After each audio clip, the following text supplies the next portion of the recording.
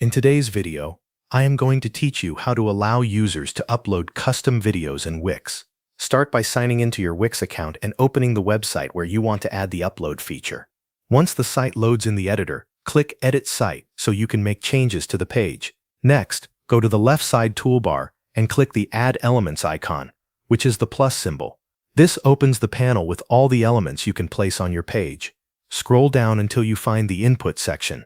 Inside that section, locate the Upload button and drag it onto your page. After that, click on the Upload button you just added so its options appear. Then click Settings to open the upload configuration.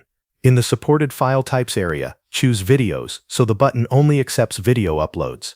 This is an important step because it ensures visitors can send video files instead of images or documents. Now review the available upload settings. If Wix gives you options for things like maximum file size or upload permissions, set those based on what your site needs. For example, you may want to limit very large files or control who can upload content. If you want the uploaded videos to be saved into your Wix CMS, the next step is to connect the Upload button to a dataset. Select the button, choose the option to connect to data, and link it to the correct dataset for your collection.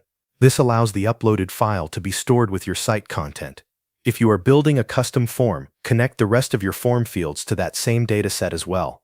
Then connect your Submit button to the same dataset so all the information and the uploaded video are sent together when a visitor submits the form. Once everything is connected, click Preview to test the form before publishing it. Upload a sample video and make sure the process works correctly. After the test, check your CMS collection or the connected destination to confirm that the video was saved successfully. If everything looks good, return to the editor and click Publish. That will make the video upload feature live on your website so your visitors can start using it. Thanks for watching. That covers everything you need to know.